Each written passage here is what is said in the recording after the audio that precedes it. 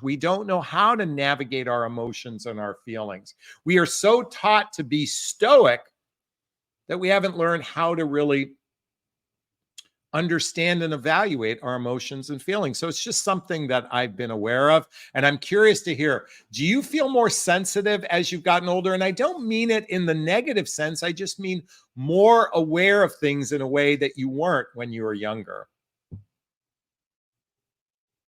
Let's keep, everybody's talking about the MRI, but VI Simmons says, yes, I'm assuming you meant that. I want to thank Beach Lover for the $5 super sticker. Thank you for the love. I appreciate it. Hey, Debbie's in the house. I want to give props to Debbie. By the way, Debbie is one of the sweetest gals who acknowledges every one of my videos. I just want to give you props and appreciation, Debbie. So thank you so much. Sarah, I see you're on. Can you make sure that your phone is propped? And I'm going to log on to you right now. Hey, Sarah, how you doing? Hi, I don't know why let me see if I can turn this a little bit. I don't know how to turn my camera. It's really weird how it's. Well, just why not get in front of your camera? Oh, you know why? Because I'm getting a new one. My boyfriend gave me a new one. Hi there. Okay. Hi. Hi, Sarah. Your boyfriend. So what's your question? Yes. So I had quite a question about my boyfriend. So okay. My boyfriend's a little bit older than me. He's 53. I'm 38. Okay, so 15 years. Yep. And he actually got out of a long-term marriage. Okay. He was married for 31 years. Okay. I have been married twice. Okay. And the reason why, I should look in the camera, sorry. Yeah, look at me now. yeah. So the reason why for my question was, so he was married for a very long time. And I understand, I'm trying to be sensitive to that. He was cheated on by his wife. Okay. And he says that he doesn't believe, he says, well, I want to be married. And I had kind of, we talked about it, right? And he said, he says, marriage has failed us both. Why would we want to try that again? So, but I do believe, I don't believe that marriage failed us. People failed us. It's like saying, is it the guns that kill or people kill? Right. Yes, exactly. Please forgive that kind of direct analogy, but exactly. It's like, it's not that, some people believe marriage is a failed technology. And there's a attorney who's been talking quite about this, James Sexton, who's done a lot of video on this. He's a divorce attorney. And his words are a failed technology. I disagree. I believe marriage has substantial merit, but I want to hear more before I share my belief system. So tell me more about this circumstance. So we met through work. He is one of, he's been in, we both work in the insurance industry, and he was actually one of the really quickly, what capacity in the insurance business? What do you guys do? Life insurance. So I used to be a commercial insurance broker before I became a dating coach. Okay, keep going. Okay, it's crazy. It's interesting how self-development in that industry really do. We need hand in hand. But so he was actually one of the mentor trainers that we had in our agency. So got used to seeing his name, asking questions. Anyway, so we started to connect more frequently. And that was how we got to know each other and work together. And then that's really where it all started. And we've been together for a year and a half now. And I'm assuming you guys are having sex, so. Yes. Okay. Yep. And all right. So he's 53. He was married for 31 years. It sounded like it was a contentious divorce. It was. Mm-hmm. You were married twice, and his status on marriage is, I don't see the purpose of the marriage. I don't see the purpose of marriage. Right. Yes. Okay. So why do you, I'm going to answer what I believe the purpose of marriage is, Sarah. But let me ask you, why do you want to get married? If you do want to get married? I do want to get married. You know, to be quite honest, a lot of it is just um, being being united, being family, Yeah. being one entity, Yeah. um, and then I think there's just something so special and beautiful, you know. And my last marriage was not very pretty; it was very quick. Yeah. We were married very quickly, more, Yeah. you know, within 6 months we were married. Um, and I tried very hard at it, just couldn't make it work at the Yeah. end. And so I believe it's a very beautiful thing that, to be honest, that God gives us to be married. Yeah. And so that's one of the biggest things. And then also just to, um, I guess to, there's just something about being his wife, you know. Okay. And so I think that's the biggest key to me, is the privilege and the honor, and just the to be his wife and to be a wife. That's Okay. how I look at it too. And so yeah, that's all of those things. And I love him to pieces, and he's Okay. told me too. And you know, So yeah. let me ask you another question. If he says I will never get married, will you stay in this relationship? I I can't imagine, to be honest, I can't imagine life without him. So, Okay. you know, I would I would stay. I don't really know what that would So let feel me like ask you a for a different while. question. How often do you see each other? So he lives in a different state. He lives in Washington State. Okay. And Okay. I live I should and have I live asked in this right Minnesota. from the beginning. Okay. Yeah, And by and the way, so you're going to get the Jonathan Tough love. Okay. that's So that's just let me fine. be clear. How far apart do you two live? We live you know, probably a couple thousand miles, or like 5 states Okay. away from each And other. how often do you see each other? About once a month. Once a month. And how long do you spend together? Usually depending upon situation, sometimes it's 3 days, sometimes it's a week. Okay. So basically, you guys have a vacation relationship. And when you get together, you go and have dinner, you have a good time, you have lots and lots and lots and lots and lots of sex, and then you separate. What do you guys do when you're apart? How often do you communicate with each other? Pretty much every day, and pretty Okay. much on an ongoing basis. So, Okay. So um, I'm assuming that communication is text messaging. It's not 16 hours of telephone calls. well, there's some text messages. So now we've actually started to work in business together. Okay. So there's a lot of texting as far as client information goes and things of that nature. There's a lot of phone calls, and then at night we FaceTime for usually a couple hours before we go to bed. Whether I'm Okay. cooking and he's doing whatever, we're doing things kind of side by And side you at do the this end every single night? of Okay. it. We are Well, on the the only phone reason why I say 24/7. that is, I mean, I was going to suggest that he possibly already has someone else in other words, he's got more than just you in his life. Right. But if you're actually seeing him every night, that would not be as probable. It's not to suggest he doesn't have other action going on, but Mhm. oftentimes this is the case. So I would venture to say okay, so you have this, I'm going to call it a fantasy or a desire. Let me reframe that. You have a desire to get married. Yes, Let's walk through it. How is this going to work? You live in one state, he lives in another state. Do you have children? I do. I have a middle schooler and two high school children, and he has older children. You know, Yeah, a because 31 he's and a 53 and you're 38. So yeah.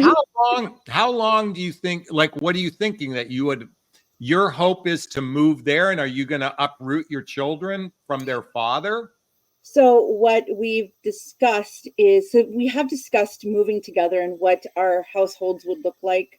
Okay. So he owns his home or he has a home in Seattle, Okay. and then I own my home here.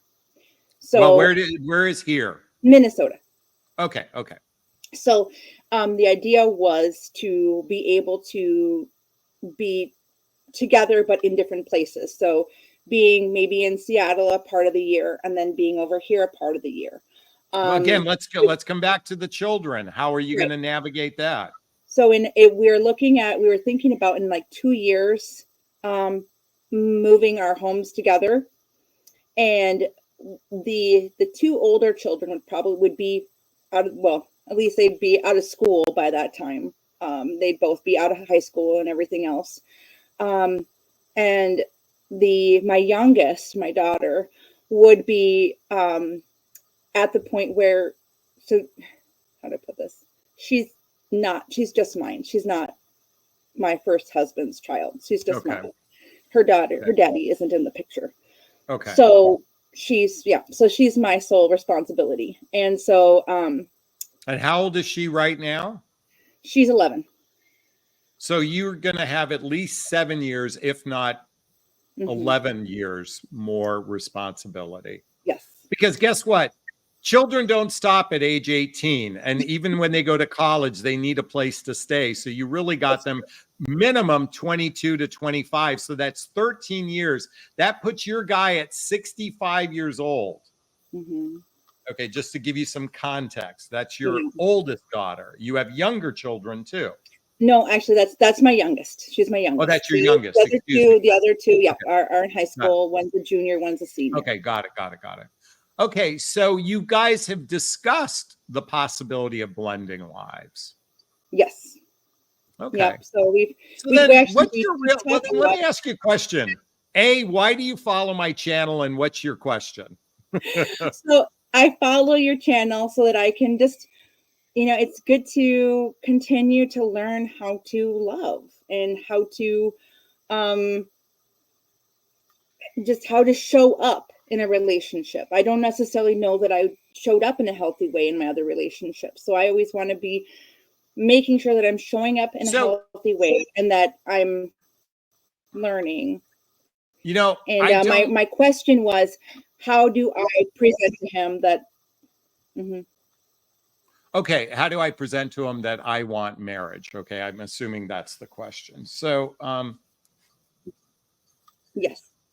So I'm pausing for a moment because there's so much I want to say to you. First off, have either one of you met each other's children? Just out of curiosity.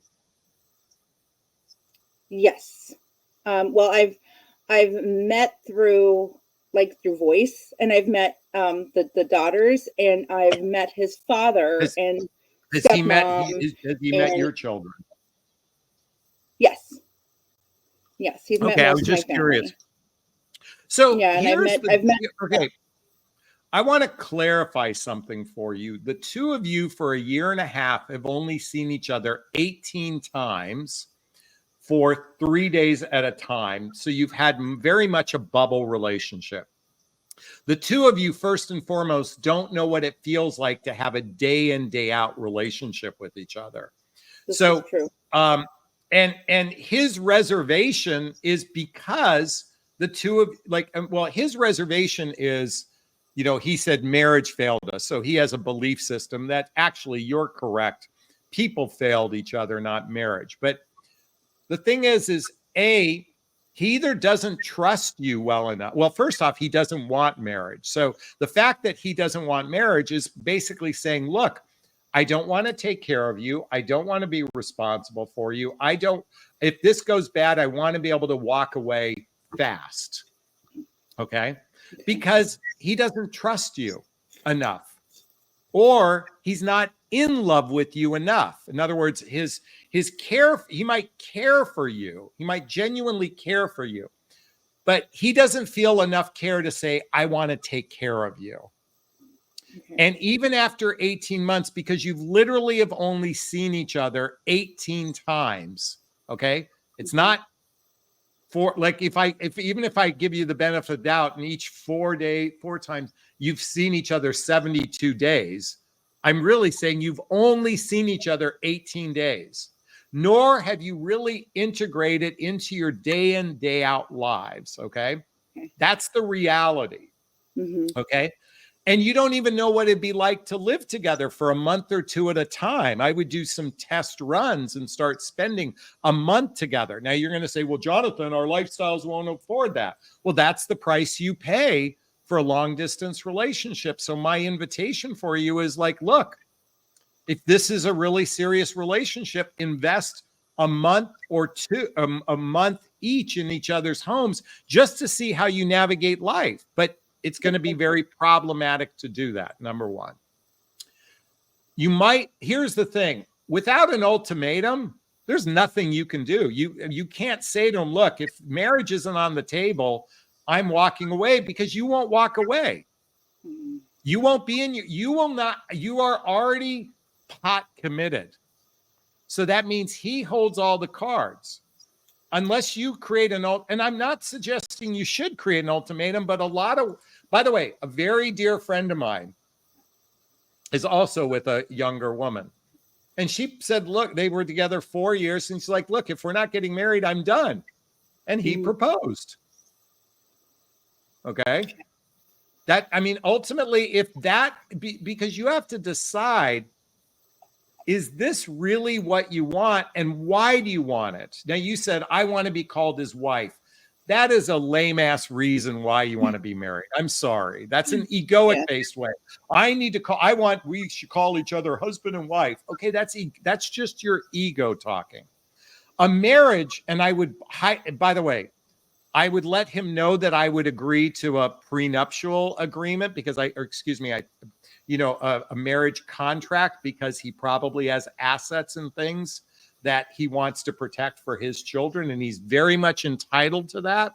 And I do believe having a real in-depth conversation about money is radically important. I'm assuming he pays for everything every time you guys get together, or do you pay for your airfare going out? Or I'm just curious. I do. And so we take turns depending upon what's happening. Okay. So if it's something where sometimes I'll invite him over and I will pay, because I it's maybe a family or some special occasion that I invite him over for. And then vice versa. So if by the way, to come over, he'll pay. By the way, part of the reason why men are gun shy, particularly, is after they've gone through a contentious divorce, they're rather gun shy about marriage. Okay. Women inherently want to be married because instinctually throughout time and memoriam, women have always been dependent upon men. So when I shared earlier in the broadcast about our programming that comes from our cave person days and our biology, you're going to get to a point in life where you don't want to work to sustain your life. And so it's a very natural feeling to want someone else to take care of you financially. I'm not suggesting you're doing it in a disingenuous way. It's just a very natural thing to desire, because at some point, two incomes live better than one. Okay. Two, when you join forces, two people can live less than one, kind of thing. So it's understandable why you would want that. But ultimately, forget I want to be called his wife. How about, hey, you've got a colonoscopy appointment and you need someone to drive. That's who I want to be. Because it's not about now when you're having fun. It's about later, when you need that support person to be there for you in life, not now, but later in life. And getting married says, I'm in it for the long haul. That's a declaration of saying, you know what? I'm in a long haul. And by the way, you don't have to get a legal marriage. I'm not sure I subscribe to the idea that the government should hold power over me, but I can subscribe to a spiritual marriage. Where you're actually in front of everyone, you're declaring you're getting married, and you do what's known in Judaism. It's called, I'm not Jewish, by the way, but in Judaism, it's called a ketubah, where it's a contract of what you agree in this marriage. You can Google it if you wish, ketubah. Yeah. I don't know how to spell it, by the way. So, but coming back to the conversation, given that you guys are a long distance relationship, you've got bigger issues to fret with, because by the way, I will tell you, I coached a woman who was in a long distance relationship for 3 years. It was driving. She had to drive 250 miles and she mostly drove to him. They eventually decided that they got engaged, and she decided to uproot her children to move in with him. She uprooted her children. And by the way, it was a custody battle with her husband for 1 year. But they're so in love. We were so in love with each other. We just wanted this. Within 6 months of living together, it was a disaster. It was a disaster. All of the fun that you have in this bubble relationship, you don't know what it's like day in, day out with this person. This is why I'm a big advocate for people living together for a year before they get married. I know you guys have this plan of maybe spending 6 months, but you're talking about a lot of complicated things. So coming back to your question, though, unless you say, look, if this isn't on the table, I'm done, then you've really got there's nothing, if you're not willing to say that, you can say, I cannot create a conversation that's going to change his mind, because he already has it in his mind that marriage is a failure. I mean, unless I don't know what that conversation looks like to change his mind. What has to change his mind is his care for you has to exceed his fear, his doubts, his concerns. His care for you has to exceed his doubts, his fears, his concerns.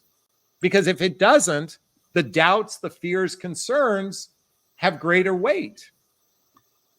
Yeah. And by the way, makes sense. To some degree, marriage is not like the problem, it's not that marriage failed you, people fail you, but the reality is he doesn't trust you enough, because you guys haven't built the deep roots of trust through social activities, through hobbies, through mutual interests, through spending time with family and friends, through the integration of each other's lives. You guys haven't done that. And because of that, this is very problematic. By the way, R.M. Bell says, this fits into the textbook Jonathan Aslay rhetoric. I hope she means that in a good way, but Joe Daisy says marriage is more than a contractual obligation than love. Exactly, but the thing is the vows are really substantial, because it's really not about all the good things. And I recognize that's what you desire. It's not all the good things, because that's all he's thinking about. It's all those, will you be there for me when I need you? Like if you got sick today, would he jump on an airplane and spend a week with you? Actually, I kind of think he would. Okay. But would he spend a month with you? Can he spend a month with you? This is where this distance difference. By the way, I'm a big proponent when you do long distance dating is you have a game plan within 3 to 6 months of taking that distance and shortening it to literally, if you don't have a plan, then it's just a casual relationship. Now, I suspect you guys agreed to monogamy and exclusivity, but what you really still have is a casual relationship, because you have no plan on how short. I would rather you have that conversation. Sarah, you're fortunate. You're 38. I've got women on my channel that are 58 who waste time with men. You've got a little bit of time on your side to waste with this guy. But let me just tell you something. If you don't have a plan of how to shorten that distance, it's just a casual relationship. And casual relationships have no standards. They have no expectations, because it's casual. And I'm sorry to be, it's impossible to be serious in distance if you don't have a plan. Oh, that makes sense. Yeah, it does. Okay, and you guys spend all this time artificially speaking to one another. Okay. Mm-hmm. And he's excited because he's got a hot 38-year-old that he gets to bang once a month. So he's excited, Yeah, but I think that's probably one of the things that he, his friend had told him. His friend also has a younger wife by about 15 years, and said, Yeah. one thing that having is, he said you need a younger girlfriend. This was before he even knew that we were talking. He said, you need a younger girlfriend. So there, I kind of did fit that mold, but and by the way, I suspect a lot of your conversations is, how's your day going? Did you have a good day? I hope you had a good day. Like, you're probably not getting into the nitty gritty. You're talking about work. You're talking about the surface things, but you're probably not really talking about your feelings about one another. Am I right? Actually, I do get into the nitty gritty with him a lot. Okay. About things like, so there's a couple of things that we had said. We pretty much, we talk a lot about. Give me an example of a nitty gritty. So he had said to me, he said just a couple of days ago, he made a comment. I had made a comment. I said, oh, well, I said, yeah, when you get, so I talked to him about having Miss Washington, that he deserves a Miss Washington because he's an awesome, charming guy. So, and I just told him, I said, yeah, one day Miss Washington will come your way or whatever. And I always mention her, this, and he said something like, well, I get what you're trying to say, but, he's like, but I don't really agree with it. He said, but, I guess it'll keep you on your toes sometimes. And I said, and I didn't like the way that sounded. So I said, I actually called him back a little bit later that night after I thought about it for a little bit. I called him back and I said, you said something earlier and I didn't like that. And he said, what? And I said, when I talked about Miss Washington and you said it'd keep me on my toes. He said, oh, he's like, I'm so sorry. And I said, look, we should be trying to evolve for each other, and be better versions of ourselves for each other. But we shouldn't feel like we have to work at it. Like, we shouldn't feel like we have to work to love one another. Like, we should, it shouldn't feel like it's. But what's interesting, Sarah? I didn't get a sense that you actually shared how you felt about it. Well, I felt like that was me. I know you felt. I didn't like that. That but I don't get the sense that as you're telling me this story that you actually said, this hurt me. I did. Okay. I actually talked to my therapist about it today because I said, I said, I didn't like the way that felt. I said, I didn't like the way it made me feel, Okay. So it's good that you're doing that. But when I get to when I'm talking about nitty gritty, I'm talking about what's the purpose of our relationship? By the way, someone write this in the chat box. What's the purpose of our relationship? What's the purpose? Because I suspect in his mind, let's just have a good time. Let's focus on having a good time. Let's just have a good time. That's the purpose. Like, what's the purpose of this relationship is the question that is what you say before you talk about marriage. What's the purpose of this relationship? And if you can't answer that with some sort of concrete answer, that you're just experiencing life together, you're just here. Gigi posted it. What's the purpose of our relationship? Like, why are we doing this? Because it's only what you're describing is keeping each other you keep each other company all night long. So you have some companionship, you have some connection with each other, you're sharing your feelings and you're having sex, but it lacks deep commitment to a plan. He's not committed to commitment. He's not. And I'm yelling at the top of my lungs. Okay, Gigi here. Is he committed to commitment? Clearly, no, he's not. He's just enjoying your company. He's doing what's called, you're a spender.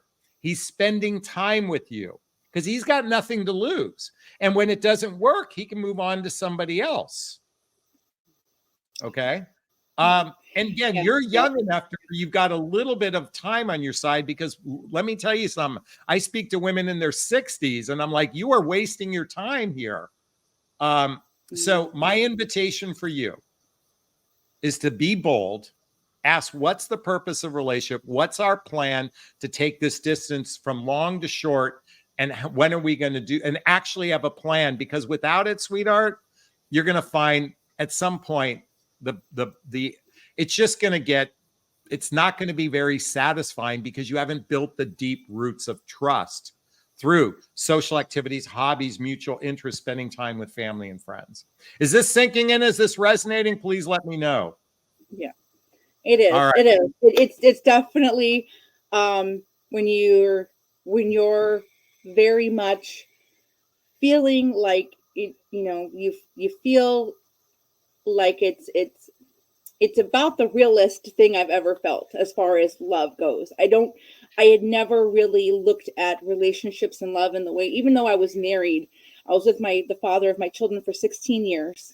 Yeah. And it changed my whole perspective on everything. So sometimes you get nervous and you don't maybe push too much. You don't want to. By the way, let me tell you the highest form of love. The highest form of love is commitment. Okay. I know you're talking about the euphoric feelings of love. Real love is wiping the vomit off someone's face when they're going through chemotherapy. Real love is showing up when you need somebody. That's the highest form of love. What you're describing to me is the highest form of euphoria. That doesn't count. Okay. I'm sorry. I'm yelling because I'm passionate. Okay. Yeah. No problem. And that's the thing, is that's when you say, what does that mean to you? When you talk about it, there's, we've discussed it because his best friend has cancer and he is not good. And, we talk about it a lot, and, wanting that person who would be there no matter what. All right, but that's a lot. By the way, words.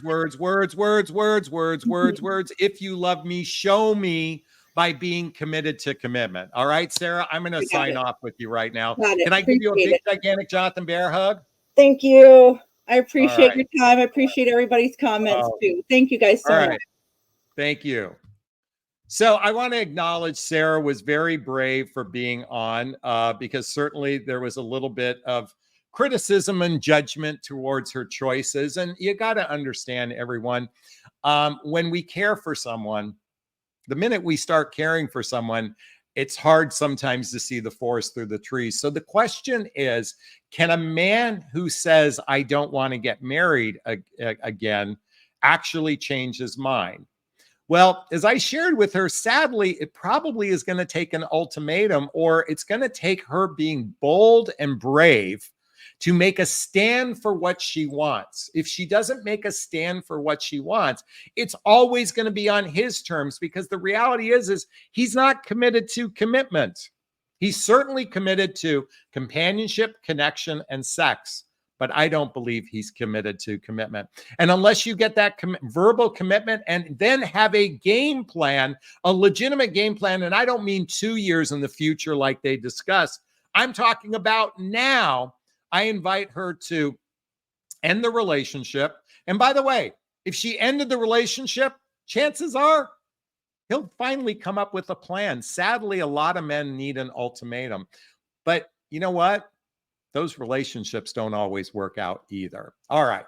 Hey, I think there's a lot we covered in this conversation. I'd like to hear your thoughts. Post a comment below. I'd like to hear what you have to say, and I do my best to read them all in the first 24 hours. As always, if you find value in my videos, please hit that like button. Please share this video. Please subscribe to my channel and hit that notification bell so you can be notified of new videos. And don't forget to hit that notification bell on your phone as well. As always, if you want to connect with me, there's links below to schedule a discovery call with me to see if working with a coach is right for you. There's a link to join my group called Midlife Love Mastery. There's a link to follow me on Instagram and get all the books I recommend and get my dating vows listed below. All right, I'm going to wrap up this video as I always do. First off, giving myself a big, gigantic Jonathan Bear hug of self-love. I'm going to reach into a camera and give you a hug of love if that's okay. I'm going to ask you to turn to a friend, a pet, a teddy bear, a pillow, and give it or them a hug of love, because hugs are a great source of love. And let's face it, we could all use more love in our lives. And the only way she can make a stand for what she wants is to leave or never go back. Possibly. I'm not saying that's what she should do. She has to do what's in her heart. But oftentimes that's usually the case.